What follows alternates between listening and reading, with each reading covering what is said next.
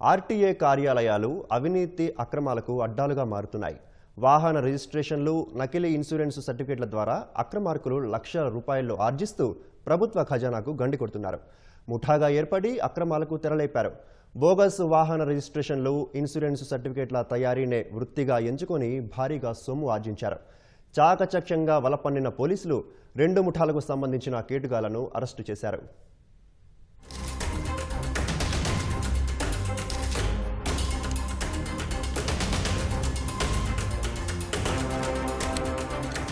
ఈ కేసులో ప్రధాన నిందితులు ఎండి ఆసిఫ్ ఖురేషి, వడ్లకొండ శ్రీనివాస్ ఆర్డీఏ ఏజెంట్లుగా చెలామణి అవుతున్నారు. ఫైనాన్స్ ద్వారా వాహనాలు కొనుగోలు చేసిన వాటికి వాయిదాలు చెల్లించకపోతే ఫైనాన్స్ సంస్థలు వాహనాలను స్వాధీనం చేసుకుంటాయి. సదరు ఫైనాన్స్ సంస్థలు తిరిగి ఆ వాహనాలను విక్రయించే సమయంలో తప్పనిసరిగా ఫ్రెష్ రిజిస్ట్రేషన్ కార్డు కోసం ఆర్డీఏ కార్యాలయానికి ఆన్లైన్లో దరఖాస్తు చేసుకోవాల్సి ఉంటుంది. కానీ వాహన ఫైనాన్స్ సంస్థలు అలా చేయకుండా స్వాధీనం చేసుకున్న వాహనాలను నేరుగా స్థానికంగా ఉన్న వాహన కన్సల్టెన్సీ వ్యాపారస్తులకు నో అబ్జెక్షన్ సర్టిఫికెట్ తో పాటు ఒరిజినల్ వాహన రిజిస్ట్రేషన్ కార్డు లేకుండా వాహనాన్ని విక్రయించేవారు. దీనితో వాహన కన్సల్టెన్సీ వ్యాపారస్తులు వాహనాలను విక్రయించేందుకు అవసరమైన ఒరిజినల్ రిజిస్ట్రేషన్ పత్రాల కోసం ప్రధాన నిందితులను సంప్రదించేవారు. నిందితులు కన్సల్టెన్సీ ద్వారా విక్రయించే వాహనాలకు సంబంధించిన పూర్తి వివరాలను ఆన్లైన్ ద్వారా సేకరించేవారు. ఆన్లైన్లో కొనుగోలు చేసిన పీవీసీ కార్డులపై థర్మల్ ప్రింటింగ్ మిషన్ ద్వారా ఒరిజినల్ తరహాలో రిజిస్ట్రేషన్ కార్డులను తయారు చేసేవారు. వాటిని కన్సల్టెన్సీ వ్యాపారస్తులకు అందించడంతో వాహన ఫైనాన్స్ సంస్థల నుంచి కొనుగోలు చేసిన వాహనాలను ప్రజలకు విక్రయించేవారు. వీటికి బోగస్ రిజిస్ట్రేషన్ పత్రాలను ఉపయోగించి ఆన్లైన్లో ఫ్రెష్ రిజిస్ట్రేషన్లను ఆర్డీఏ నుంచి జారీ చేయిస్తున్నారు.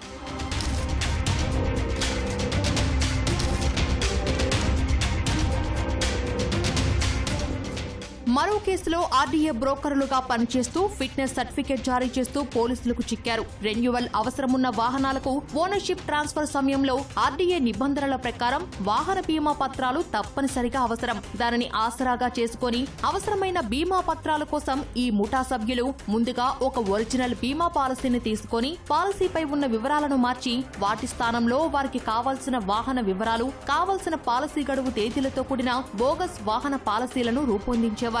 ఈ బీమా పత్రాలను ఆర్డీఏ కార్యాలయానికి ఆన్లైన్లో దరఖాస్తు చేసి ఫిట్నెస్ రెన్యువల్ సర్టిఫికెట్ పొందేలా నిందితులు వాహనదారులకు సహకరించేవారు. ఇలా నిందితులు వాహనదారుల నుంచి పెద్ద మొత్తంలో డబ్బు వసూళ్లకు పాల్పడుతున్నట్లు గుర్తించారు. 2 కేసుల్లో నిందితులు బోగస్ రిజిస్ట్రేషన్ కార్డ్స్, బోగస్ బీమా పత్రాలను జారీ చేస్తూ పెద్ద మొత్తంలో ప్రభుత్వ ఖజానాకు గండి కొట్టారు.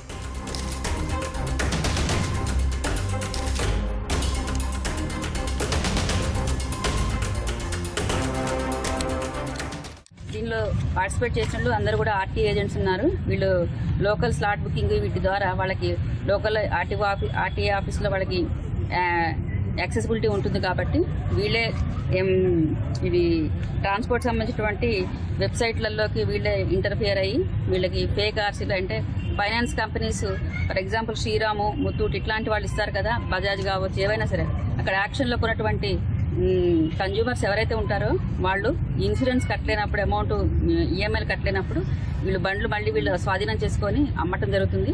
అలా అమ్మేటప్పుడు కొన్ని ఫేక్ ఆటో కన్సల్టెన్సీలు ఉండి వాళ్ళ దగ్గర తీసుకొని వాళ్ళ దగ్గర నుంచి ఆర్సీ వీళ్ళు సబ్మిట్ చేయకుండా వీళ్ళే fake RCs, fake driving licence అన్ని కూడా ఫేక్ ఇన్సూరెన్స్ సర్టిఫికేట్స్ క్లెయిమ్ చేసి ఇవన్నిటికీ కూడా ఈ ఆర్టీఏ ఏజెంట్స్ సహకారంతో ఈ రాష్ట్ర ప్రభుత్వ ఖజానాకి ఈ త్రూ ప్రాసెస్ అనేటువంటి డాక్యుమెంట్ వర్క్ అనేది వీళ్ళు ఇల్లీగల్గా చేసి వీళ్ళు ప్రభుత్వ ఖజానాకు గండి కొడుతుంటే మాకు తెలిసింది.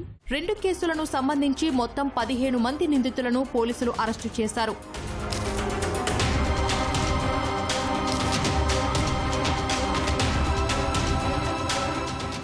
ఒక 15 మంది ఆర్టీఏ ఏజెంట్స్ని మేము కస్టడీలో తీసుకోవడం జరిగింది.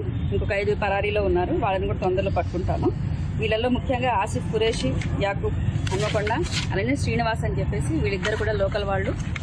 వీళ్ళు ఈ అమెజాన్ ద్వారా ఈ చిప్స్ కొనుగోలు చేసి కలర్ ప్రింటర్స్ ద్వారా ఆ వెబ్సైట్లోకి లాగిన్ అయ్యి ఈ ఫేక్ ఆర్సీకు, fake driving licence, fake insurance certificates అనేది తయారు చేసి ప్రజలను మోసం చేయడం జరుగుతుంది.